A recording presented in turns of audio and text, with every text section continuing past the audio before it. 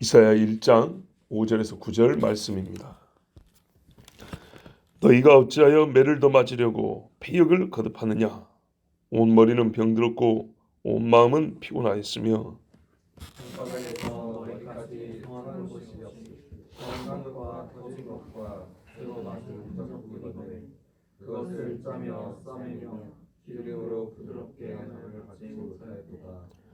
너희의 땅은 황폐하였고 너희의 성읍들은 불에 탔고 너희의 토지는 너희 목전에서 이방인에게 삼켜졌으며 이방인에게 파괴됨 같이 황폐하였고 나의 시온은 포도의 망대같이 창밭의 오두막같이 에워싸인 성읍같이 겨우 남았다. 만군의 여호와께서 우리를 위하여 생존자를 조금 남겨두지 아니하셨다면 우리가 소돔 같고 고모라 같았으리로다. 아멘.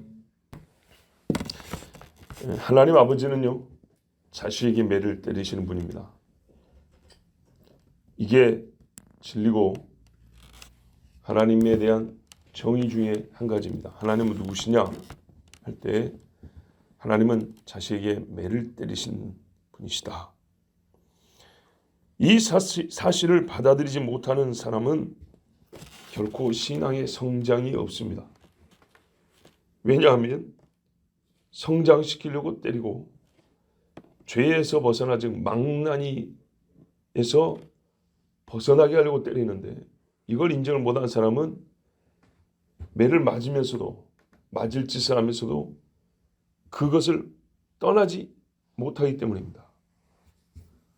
또 부모 자식 간의 근본 관계성에 의하여 부모는 자식을 징계하게 되어 있기 때문에 이 일을 거부하고 수용할 수 없다 한다는 말은 나는 자식으로서 나의 정체성을 인정하지 않고 하나님은 나의 아버지로서 계신다. 이 사실을 인정하지 않기 때문에 하나님이 말씀하신 부모 자식 간의 관계가 성립이 안 됩니다. 그걸 반대한다는 의지의 표현입니다. 하나님은 매를 안 때리신다. 부모 자식 간의 관계가 성립되면 매를 인정하는 거고요. 매를 인정하지 않으면 하나님을 부모로서 아버지로서 인정하지 않는다는 겁니다. 왜? 아버지는 뭐냐면 나는 때린다 그랬거든요. 히브리서 12장 7, 8절에 너희가 참으면 징계를 받기 위함이라 하나님이 아들과 같이 너희를 대우하시나니 어찌 아버지가 징계하지 않는 아들이 있으리요 징계는 다 받는 것이거늘 너희에게 없으면 사생자요 친아들이 아니니라. 반대로 말하면 너희가 징계를 안 받겠다면 하나님을 아버지로 대우하는 것이 아니니 그 말입니다. 너는 아비 없는 자식이니 이런 말이죠. 이 말씀은 처음 하나님이 율법 시대 때부터 주신 겁니다. 이스라엘은 내 장자라고 출애굽에 말씀하셨죠. 뿐만 아니라 신명기 8장 5절에 너는 사람이 그 아들을 징계함 같이 내 하나님 여호와께서 너를 징계하시는 줄 마음에 생각하고 처음부터 이스라엘은 그렇게 알고 시작하라 그랬습니다. 잠언 3장 12절에도 대저 여호와께서 그 사랑하시는 자를 징계하시기를 마치 아비가 그 기뻐하는 아들을 징계함 같이 하시느니라 그랬어요. 여기서 우리가 하나 알 것은 뭐냐면 하나님께서 우리를 징계하는데 사람이 이해를 잘 못해요. 그럴 때 하나님 뭐라 하냐면 그게 말이다. 내가 너희를 징계하니까 너희 육신의 아비도 나를 따라서 징계하는 거야. 이렇게 가르치지 않고 너희 육신의 아비가 너희 징계하는 거 봤지. 그건 마땅하다고 생각하지. 하늘 아버지가 징계하지 않겠느냐. 너희 육신의 아버지가 징계하는 것처럼 내가 너희를 징계하는 걸 이해하면 그것으로 족하다 그랬어요. 이 순서를 보세요. 원래 하나님이 우리를 징계하니까 육신의 아버지도 우리를 징계할 수 있는 겁니다. 근데 사람에게 이해를 시켜주기 위해서는 우리가 자연스럽게 생각하고 받아들이는 것을 먼저 언급합니다. 쉽게. 여기서 알 수 있는 게 뭐죠? 육신의 아비는 자녀를 징계해야 한다는 겁니다. 하나님을 닮았으면 징계해야 된다는 겁니다. 징계하지 않으면 반드시 후레자식 오냐자식 그랬습니다. 오냐자식 후레자식이라고. 들어보셨어요? 우리 어릴 때 그렇게 배웠어요. 오냐 하면 할아버지 수염 뽑는 손자 된다 그랬어요. 예쁘다고 쓰다듬기만 하면. 오냐 하면요 부모 아주 무시해버립니다. 반드시 그렇게 됩니다. 자, 놀라운 사실. 제가 지금 인간적으로 굉장히 미안한데요. 우리 큰아들 제가 많이 때리고 키웠어요. 정말로 많이 때리고 키웠는데 정말로 워낙 안 때리는 시대니까요. 그런데 얘가 지금 중학교 2학년을 마쳤습니다. 중2와 중3 사이에 있습니다. 왜? 종업식을 했으니까. 하루에 몇 번이라도 저에게 아빠 사랑해요 그래요. 여기 계신 가장 친근한 표현을 잘하는 아들들 생각해 보세요. 여러분 중3 됐는데 아버지한테 사랑한다 소리 합니까? 하루에 몇 번씩 안깁니까? 착한 아들이었던 저도 그거 못해요. 정말로 어려워요. 근데 참 그 어릴 때 사진을 보면 내가 얘를 좀 덜 나무라고 덜 때려도 됐었는데 이런 좀 미안한 마음이 들거든요. 그런데요. 많이 때린다고 애가 엇나가더라. 너무 호되게만 엇나가더라. 그래요. 너무 호되게만 엇나가는 거예요. 그러나 필요한 때 때리고 야단을 치면 엇나가지 않아요. 워낙 안 하는 사람 기준에서는 조금만 뭐라고 조금만 때려도 가혹하게 보이죠. 그게 아니에요. 정말 무자백이 하는 사람들 기준으로 보면 아니 그 사람들 기준으로 볼 필요는 없죠. 그렇게 하면 안 되는 것이지. 성경에 보면 내 자녀를 노엽게 하지 말라 그랬단 말이에요. 그렇게 하면 안 되는 것이지. 자녀가 잘못했을 때 징계하는 건 하나님의 전체 말씀에 일관된 말씀이 그거예요. 나도 너희를 징계하고 너 육신의 아비도 너희를 징계하고 아비는 어쩐다고요? 징계하고 매 때린다. 이게 하나님 믿는 사람에게는 정상이에요. 정상. 자, 왜 매를 때립니까? 보세요. 패역하여 그랬어요. 5절에 너희가 매를 더 맞으려고 패역을 거듭하느냐? 한국말로도 가장 몹쓸 짓을 한 사람, 사람으로서 할 수 없는 짓을 한 사람 뭐라 그래요? 폐륜하라 그럽니다. 폐륜하. 폐륜적인 죄를 지은 사람 이렇게 표현합니다. 가장 악해서 이대로 두면 썩어버릴 사람에게 하나님은 매를 때립니다. 한 번에 매를 때리는 경우는 별로 없어요. 두고 보고 참고 하다가 매를 때려요. 그런데 이제 매를 맞기 시작했다는 말은 뭐예요? 더 이상 하나님이 안 참다는 얘기거든요. 근데 바보같이 계속 죄를 져요. 그럼 어떻게 해요? 이제부터는 자동으로 매 맞는 거예요. 그러다가 매도 한계가 있어요. 자기가 원치 않고 알지 못하는 때 하나님이 딱 끝내버립니다. 회개를 안 받을거나 회개할 기회를 안 줍니다. 에서에 관한 말씀을 절대로 우습게 들으면 안 된다 했습니다. 에서가 울며 불며 해도 그는 회개할 기회를 얻지 못했느니라 분명히 그랬어요. 자, 어떤 사람이 패역하냐? 그리고 매를 더 맞을 수밖에 없는 인간이 어떤 사람이냐? 보니까 온몸이 다 병이 들었는데요. 첫 번째 머리부터 얘기합니다. 자, 여기서 말하는 이제 머리부터 병 들었다는 얘기는 뒤에 이어지는 말씀처럼 진짜 여기서부터 여기까지 안 상한 데가 없다 그 말이에요. 머리부터 발끝까지. 근데 이 머리에 관해서는 제가 본문에 좀 더하여 우리가 조금 더 깊이 생각하고자 머리에 대한 말씀 좀 길게 전하려고 합니다. 여러분 사람의 몸에서 병이 난 줄 가장 자각하기 어려운 부위가 어딜까요? 간인가요? 머리입니다. 머리. 왜 그러냐? 머리 하면 뇌를 얘기하는 거예요. 다른 신체 부위에 비하여 머리가 하는 일은 본래 가장 복잡성을 가지고 있고 다양한 표현형을 가지고 있기 때문에 소위 병이 드는데도 다양성의 하나로 보거나 특이함 가운데로 하나로 여기는 경우가 많습니다. 뭔 말인지 이해되시죠? 아무리 간이 병난 줄을 모르고 오래 간다 하더라도 결국 간은요 병이 들면 뭐가 튀어나요? 얼굴색이 누래져 버려요. 새까매지거나 증상이 나타나는 증상이 간이 나쁠 때 나타나는 증상이 어떤 의미에서 고정되어 있어요. 심장이 나쁠 때 나타나는 증상이 고정되어 있고 장이 틀어지면 설사부터 나오기 시작해요. 맞죠? 병 들었다는 증상이 바로바로 나와요. 그래서 어디가 문제가 생겼다 증상이 나타나면 이건 어디가 아프다 잘 집어내요.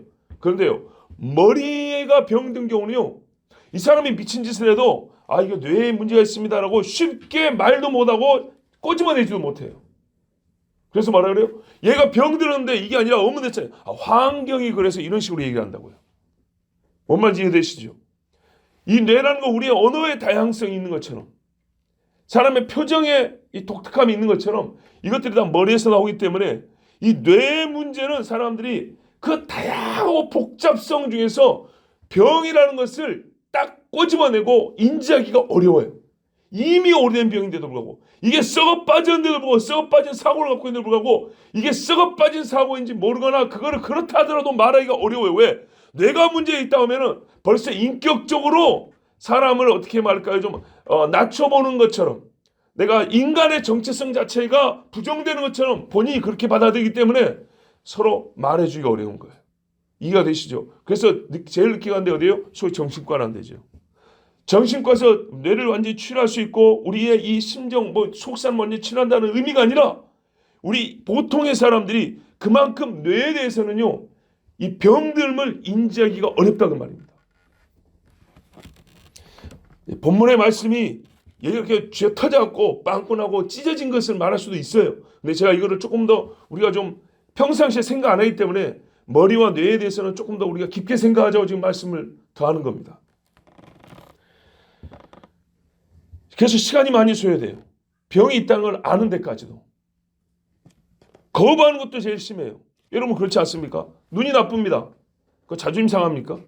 아니죠. 장 트러블이 있습니다. 이건 굉장히 인격적 모독감을 느낍니다. 너 이게 문제구나. 자, 그러면요. 거의 원수되자는 얘기죠. 그렇죠. 그런데 여러분, 다 신체 기관이기 때문에 병이 들 수 있습니까? 안 듭니까? 들 수 있는 거예요. 들 수 있는 거예요. 예? 머리의 병듦을 또 판단을 내려야 되는 거예요. 발이 까이면요, 뇌가 보고요, 눈으로 딱 인지하고 뇌가 판단, 발 여기 피나네, 붕대해야 되겠네, 연고 발랐는데 이렇게 나와요.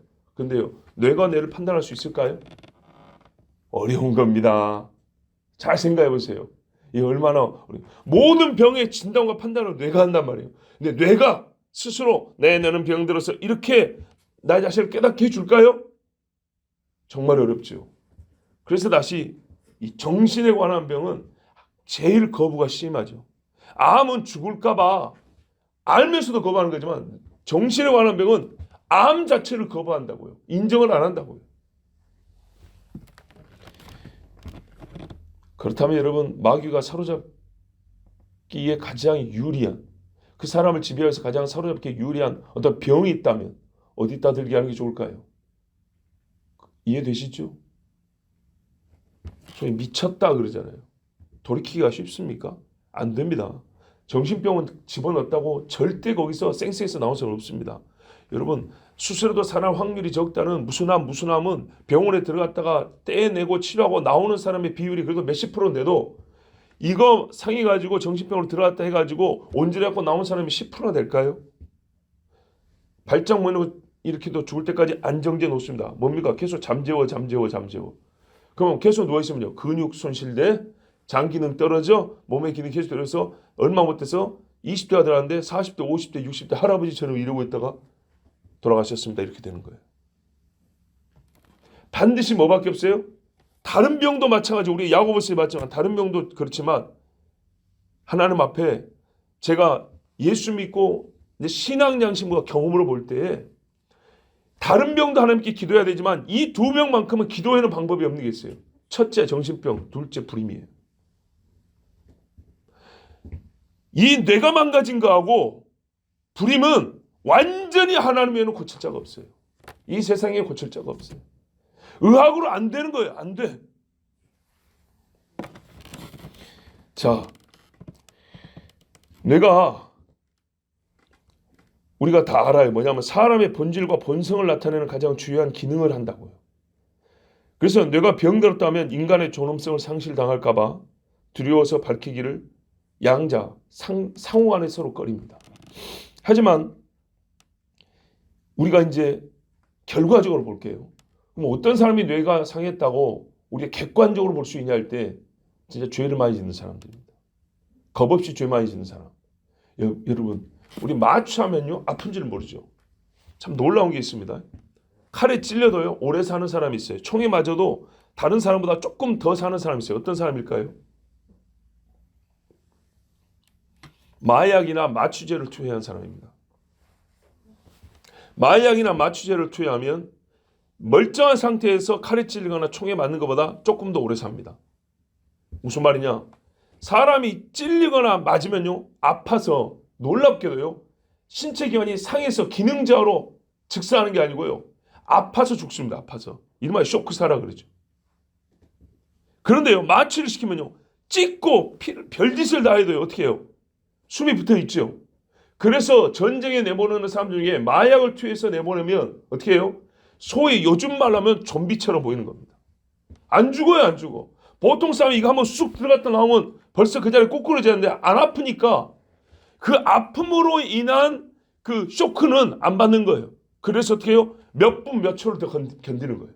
총을 맞아도요, 일반 사람은 총알이 뚫고 나면서 팔이 떨어져 나간단 말이에요. 그러면 그 자리에서 빡 뒹굴면서 으아 하다가 이러고 죽거든요. 근데 놀랍습니다.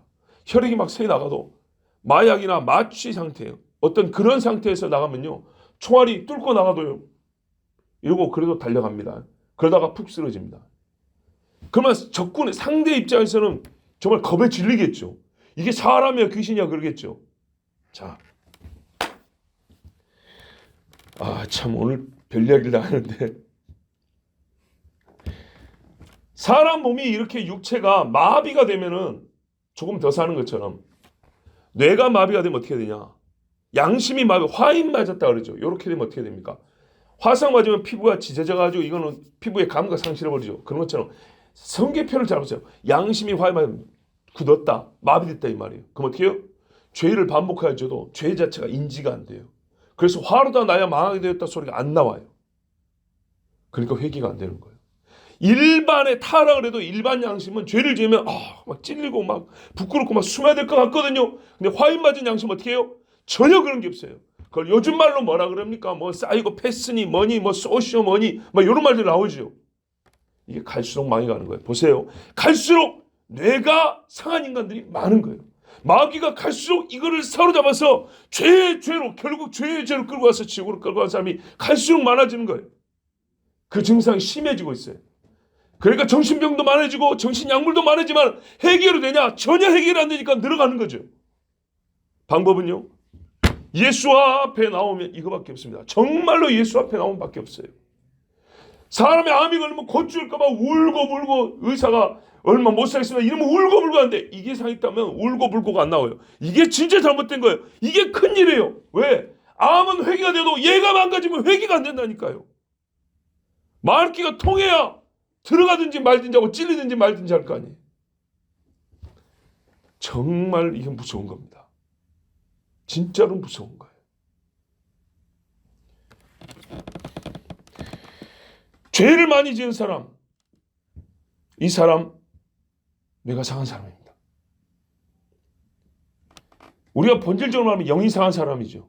많이 상한 사람이죠. 그런데 왜 뇌라고 지금 우리가 지금 머리부터 얘기하고 육신을 얘기하고 있으니까, 이 뇌라는 거는 영과 이 육체의 연결기관이라고 보시면 됩니다.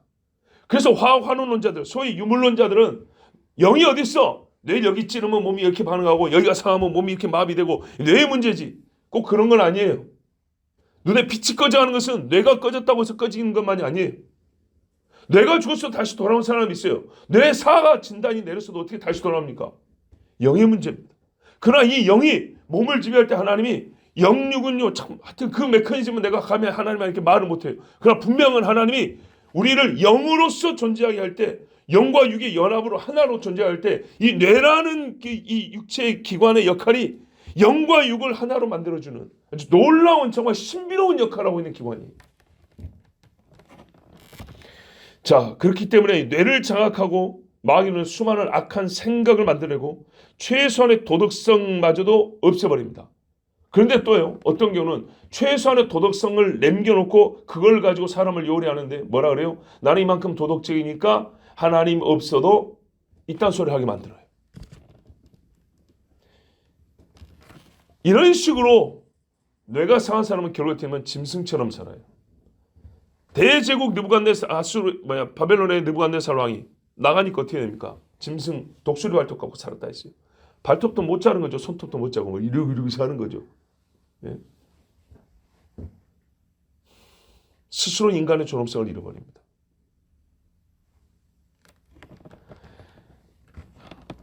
또 마음과 머리를 특별히 구분하기 어렵지만은 다시 말씀드립니다. 여기 머리라고 할 때는 일단은 우리 신체 기관으로서 이렇게 머리가 막 깨지고 박살나고 머리카락 뽑히고 막 부스럼 나고 이런 것부터 생각을 해야 되는데, 제가 조금 더 깊이 본 겁니다.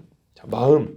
인간 영혼의 거손이 내적 본질을 가리키는 포괄적 용언이, 그러니까는요, 이거는요, 이렇게 좁게 말할 수가 없어요. 마음이란 거는 최대한 넓게 표현할 수밖에 없는 거예요. 포괄적으로밖에. 이런 의미 분석적 용어들이 많은데 제가 오늘은 이제 좀 이 머리는 좀 넓고 깊게 말했으니까 마음은 정말 오히려 단순하게 말했고요. 보통 좀 너무 넓게 말하고 포괄적으로 말하니까 오늘은 제가 반대로 여러분들 아는 바이기 때문에 일부러 좀 단순하게 말할게요. 우리가 마음 하면요, 신체 부위 중에 가슴을 이렇게 지시하여 말할 때 맞습니다. 마음이 아파 그럽니다. 왜 그런다고 이유 이제 다 들으셨죠? 사람의 감정과 이 변화된 내적 상태가 정확히 심장에 반영되기 때문입니다. 심장에 나타납니다. 그래서 우리가 마음이라고 할 때 심장을 가리키는 겁니다.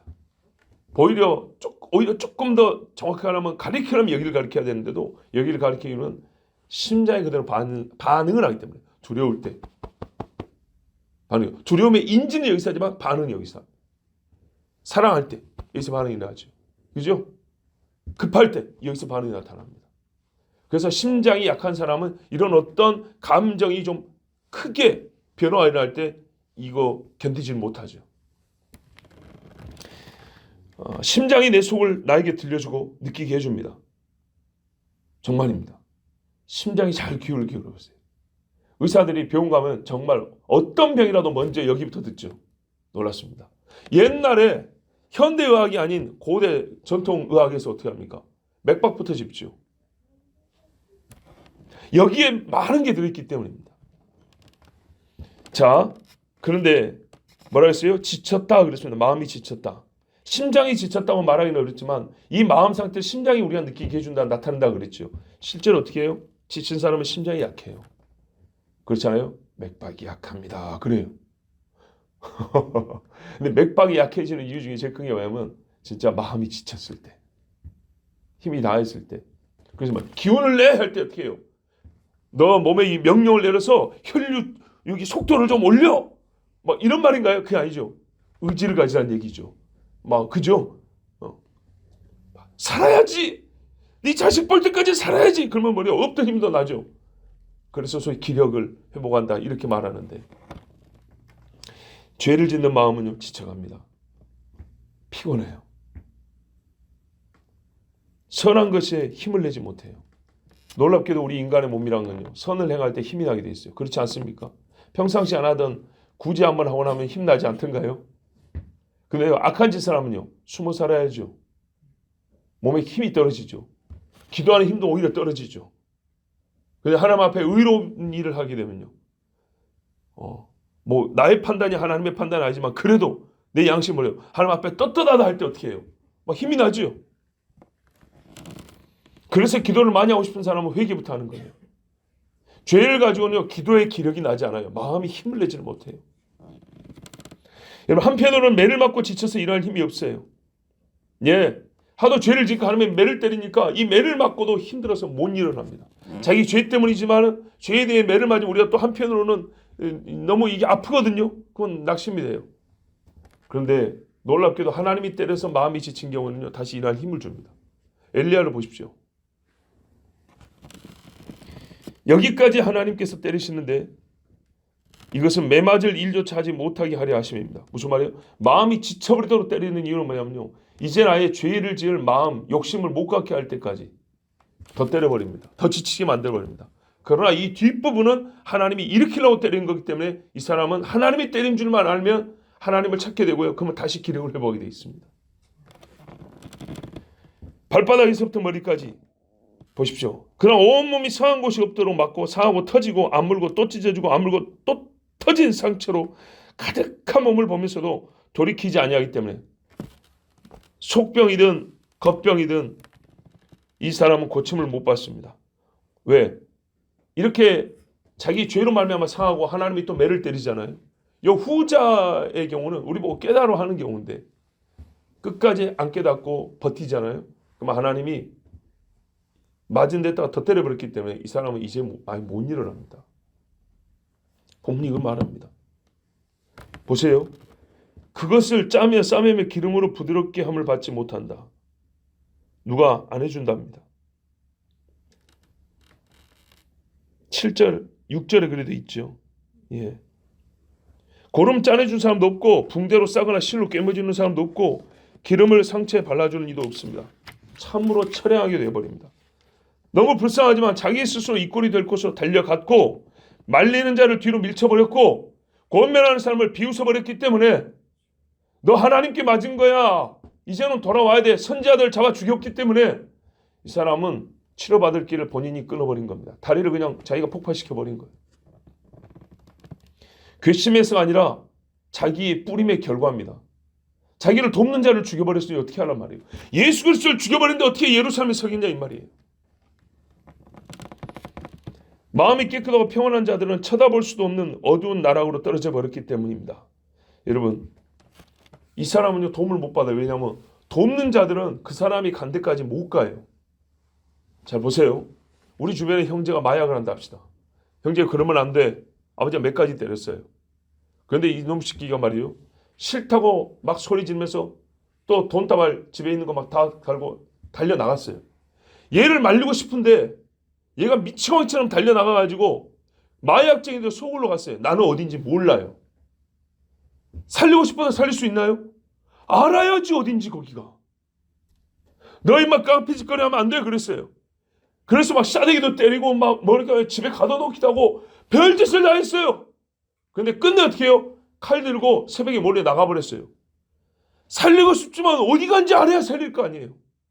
우리 보통 사람들은 걔들이 어디서 노는지, 어디서 모이는지, 어디서 작당을 하는지 알 수도 없어요. 근데 그날 밤 가서 죽어버렸네. 그날 밤 약에다가 죽어버리고 칼싸움에다 죽어버렸어요. 이런 일이 실제 있습니까? 없습니까? 있어요. 자, 이 말이에요. 도와주고 싶은 사람은 끝까지 도와줘야지. 문제는 그거죠. 끝까지 도와주고 싶어도 도와주는 우리 입장에서는 말입니다. 그 도움을 받아야 할 사람이 있는 곳마다 다 찾아갈 수가 없고 다 거기가 어딘지 알지를 못해요. 도움을 받는 자와 도와줄 수 있는 사람은요. 만날 수 있는 접점의 경계가 한계가 돼 있어요. 아시겠어요?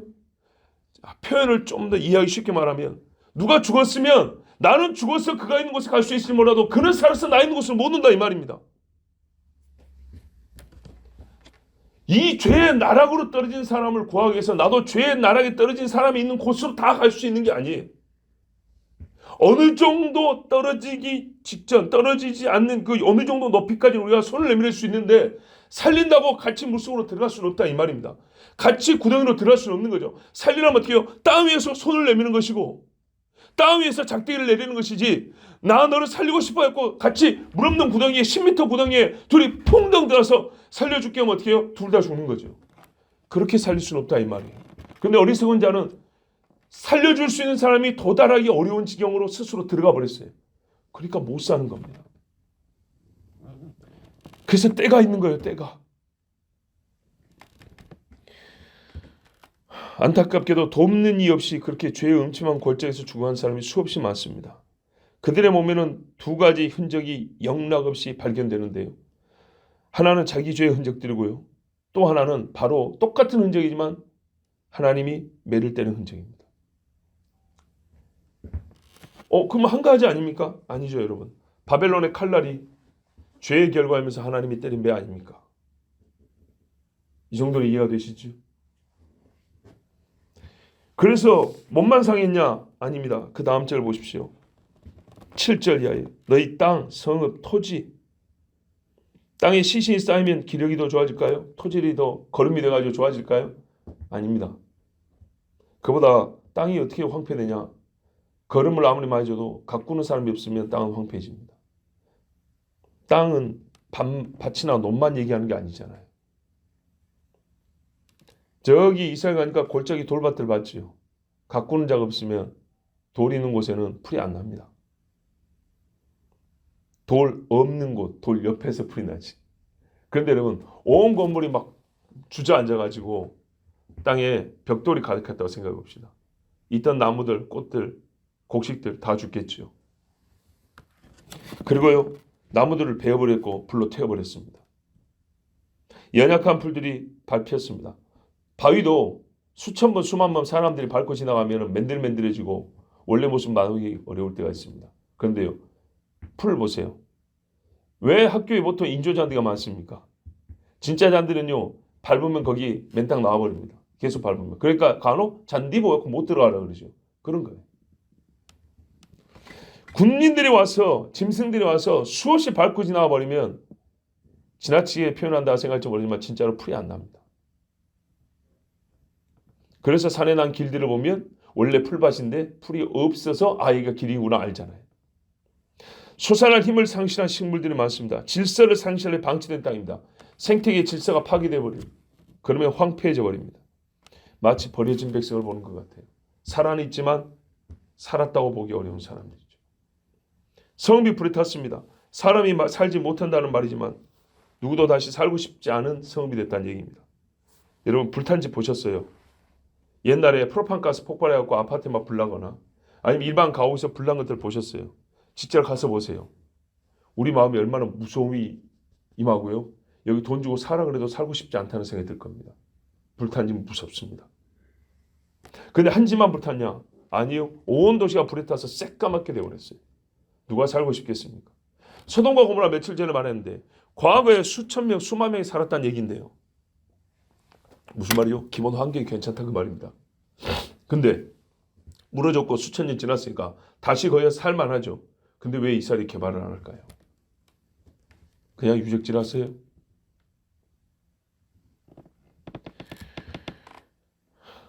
칼에 찔리고 잘려서 태워진 사람들의 유골이 발견된 그 집에서 여러분 살고 싶습니까? 토지는 이방인에게 약속이 끼워졌습니다. 하나님 목전에서 in sight of the Lord, 하나님의 눈앞에서. 정말 의미심장한 말입니다. 이 한마디 많은 게 들어있습니다. 목전에서, 한자 표현이죠. 눈목자, 눈앞에서. 너는 내 눈앞에서 완전하다. 하나님은요, 너를 내 눈앞에서 떠나보내지 않겠다. 근데 이 사람들은요, 하나님을 눈앞에 두고도 범죄했어요. 부인과 남편을 앞에 두고도 음행하는 배우자를 생각해 보세요. 여호와의 목전에서 눈앞에서 언약을 맺었고 여호와의 목전에서 복을 받은 사람들이 여호와의 목전에서 죄를 짓고 거역하고 또 똑같이 하나님이 그들의 목전에서 하나님은 주셨던 기업을 뺏어버렸어요. 하나님이 잘못했습니까? 아닙니다. 하나님이 이방에 그들을 넘겨버리셨습니다. 그래서 어떻게 됐냐? 이 땅을 보면 8절을 보십시오. 딸 시오는 포도원의 망대같이 참외밭의 원두막같이 에워싸인 성같이 겨우 남았대요. 찌끄러기 좀 남았는데 예를 들어서 포도원 원두막 하니까는 낭만적 분위기를 상상하면 안 됩니다.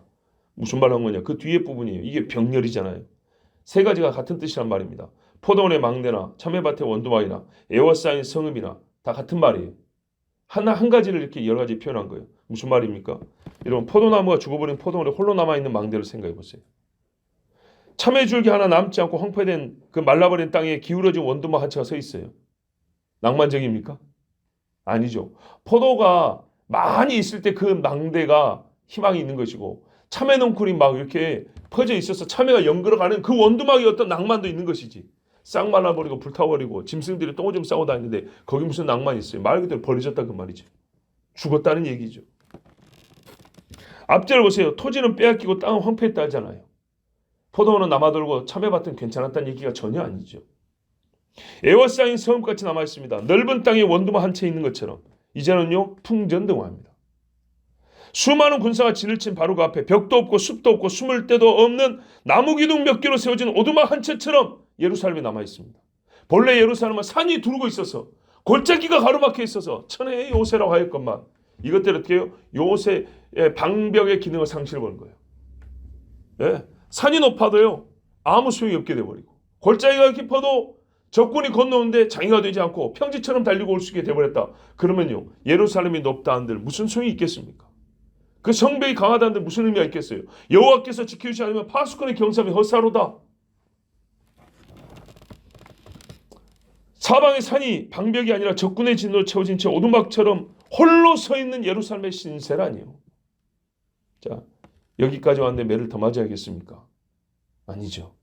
하나님 앞에 엎드려야죠. 참 좋은 모범례가 히스기야 아닙니까? 히스기야. 네? 하나님 성전에 가서 이 사내립의 편지를 놓고 울었잖아요. 개인적으로도 다윗 보세요. 너희 자식아, 너 범죄한 걸 내가 봤어. 너희 집에 피바람이 불 거야. 하나님 앞에 와서 울어버리잖아요. 예? 이게 사는 길이라니까요. 이게 진짜 사는 길이에요. 사는 길이라고. 만군의 여호와께서 우리를 위하여 생존자를 조금 남겨두지 아니하셨다면 우리가 소돔과 고모라 같았으리로다.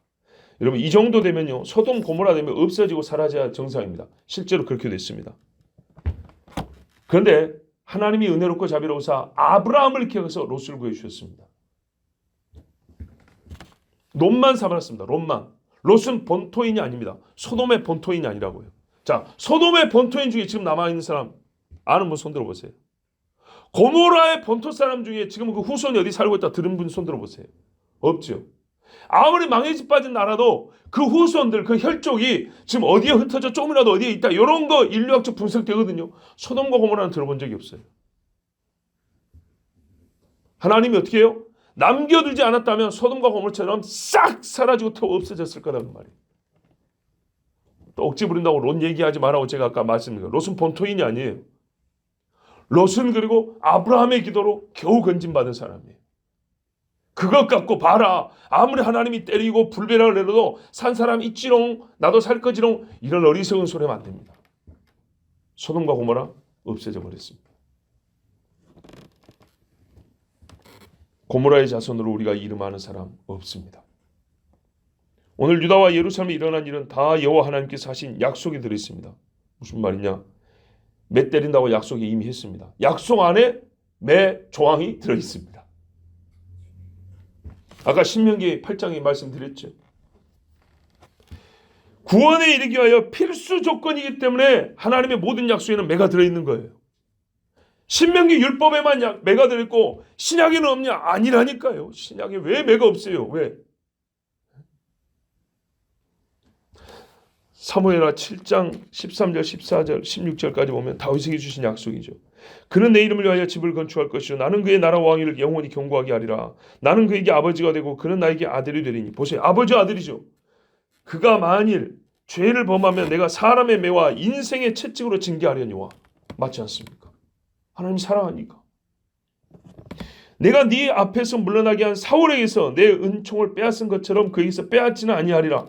내 집과 내 나라가 내 앞에서 영원히 보존되고 내 왕위가 영원히 경고하리라 하셨다 하라. 자, 보세요. 여기에 정말 하나님의 약속의 본질, 주요 뼈대가 들어있어요. 아버지와 자식이다. 그래서 매를 때려. 그런데 사울 집은 내가 없애버렸는데 너희 집은 내가 없애진 않을 거야. 그러니까 오늘 여기 고백이 나오잖아요. 소돔과 고모라처럼 우리를 다 없애지 않고 남겨두셨다 그러잖아요. 남겨두셨다. 호세아 9장 15절 17절도 말씀 있는데 끝부분에 보면 그들이 여러 나라 가운데에 떠도는 자가 되리라 그랬어요. 남겨두셨어요. 남겨두셨지만 하나님이 보세요. 세상 구속의 섭리에 의해서 이제는 떠도는 자가 된 거죠. 왜? 이방의 빛이 되어야 되는데 이들을 벌하는 일이면서 동시에 하나님은 이방의 주의 언약을 알리는 증인으로도 삼으신 거죠. 동방 박사들이 어떻게 메시아를 유대인의 왕을 찾아왔습니까? 들은 바가 있고 배운 바가 있기 때문이죠. 누구에게요? 동방으로 포로로 끌려간 사람들. 동방에 전해진 하나님의 말씀이죠. 그래서 몇 사람 안 되지만 유대인의 왕을 찾는다고 동방에서 온 거 아닙니까? 자기 나라 왕도 아닌데. 어마어마한 신앙 아닙니까? 자, 먹을 거 없다고 모압 땅으로 들어갔어요. 그렇죠? 그런데 거기서 남편도 아들도 다 잃었어요. 희한하게도 놀랍게도 이 망에 자빠진 집에 뭐 뜯어 먹을 게 있다고 룻이 시어머니와 함께 베들레헴으로 돌아옵니다. 이 신비가 뭡니까? 사람을 살릴 때도 아니고 기적을 행할 때도 아니고 십자가에 매달리는 그 일련의 사건, 그 고통스러운 처참한 광경 속에 그날 구원받은 사람은 공식적으로 2명이고 제자로 드러난 사람이 공식적으로 2명이고, 그죠? 그리고 앞으로 주의 나라에 올 것이라고 예상되는 여성의 무리는 셀 수 없이 많았고, 이 정도 되면 다 도망가야 되는데 제자라고 하는 인간들은 도망갔지만, 즉 그래요. 이게 상식이었어요. 근데 상식을 뛰어넘고 오히려 제자로 드러난 사람이 그날 몇 명입니까? 평소에 수천 명을 놓고 설교를 해도 한두 명 나올까 말까 했는데 이날은요. 몇 사람이 나왔습니까? 이게 하나님의 지혜요. 하나님의 섭리입니다. 매를 맞았지만 하나님이 뭐요? 악을 선으로 돌리시는 분이잖아요.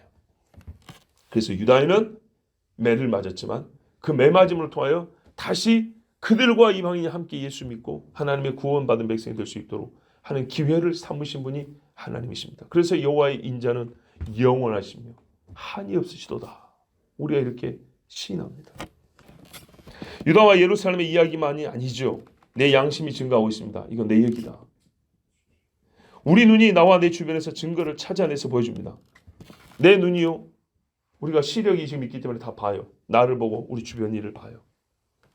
하나님의 약속이 모든 사람에게 단 한 가지도 어김없이 시행되고 있다는 것을 봅니다. 우리가 말을 참 조심해야 되긴 하지만 분명히 보고 있는 건 사실입니다. 그렇다면 여러분, 형제자매 여러분, 어찌하겠습니까? 매를 더 맞아야겠습니까? 더 맞고 싶은 사람 혹시 있습니까? 없지요. 지금 몸에 가진 흔적이 적습니까? 매 맞은 흔적이 있다. 이게 적습니까? 절대 아닙니다. 여호와 하나님이 아버지시기 때문에 나에게 매를 때리셨음에 원망하지 말고 감사하면서 진실한 감사로서, 말로 말하면 진실한 감사로서 더 이상 매 맞을 일을 하지 맙시다. 저도 많이 맞았습니다. 어떤 거는 잘못했다고 때리는 게 있고 어떤 거는 잘못하지 마라고 하나님이 막으려고 때리는 매도 있어요. 예를 들면 바울에게 육체의 가시를 줘서 자고하지 않게 하려 함이라 그랬죠. 여러분, 매를 계속 맞다 보면 결국 어떻게 됩니까? 다 잃어버립니다. 모든 것을 다 잃기 전에, 영적으로나 육적으로나 다 잃기 전에 조금 남은 것으로 위안을 삼기는 너무 많은 슬픔, 눈물을 또 흘려야 되기 때문에 바로 지금 여기서 하나님께로 돌아가십시오. 바로 돌아가면 지금 남은 것 갖고도 하나님요 요백에 주신 것과 같이 우리를 다시 회복하게 하실 것이요. 베드로를 다시 회복한 후에 그가 돌이켜 형제들을 세운 일을 한 것처럼 우리도 그렇게 될 수 있습니다. 하나님의 은혜의 손이 우리에게 여전히 펼쳐져 있기 때문입니다. 기도하겠습니다. 하나님 감사합니다. 소돔과 고모라 같이 사라져도 할 말이 없고 다 죽여버려도 할 말이 없는 죄인들인데 오늘 아버지께서 인자와 긍휼을 베푸사 하나님 전에 나올 수 있게 해주셨고 다시 이사야 선지자를 통하여 주의 말씀을 듣게 해주셨습니다. 이것은 아버지 하나님의 약속입니다. 하나님의 약속을 다시 들려준 겁니다. 약속을 파괴한 자에게 약속을 다시 들려준 겁니다. 다시 살 수 있는 유일한 처방, 모든 영의 병자들을, 모든 죄인들을 다시 살릴 수 있는 것은 다시 하나님의 약속을 들려주며 그 약속 안에 들어오게 하는 것밖에 없는 줄 아오니 주여 우리가 이 약속을 믿습니다. 주의 약속 안에 거합니다. 절대로 벗어나지 않게 하시고 더 매를 맞고 나는 괜찮다고 하는 어리석은 자가 되지 않게 하여 주시고 참으로 지혜로운 자 주님 맞았습니다. 감사합니다. 이제 내가 주님 약속 안에 들어갑니다. 하나님은 신실하십니다. 주여 나를 받으소서 하고 돌아가는 하나님의 백성들이 되게 하여 주시옵소서. 주의 인자와 섭리에 감사드리며 예수 그리스도의 이름으로 기도하옵나이다. 아멘.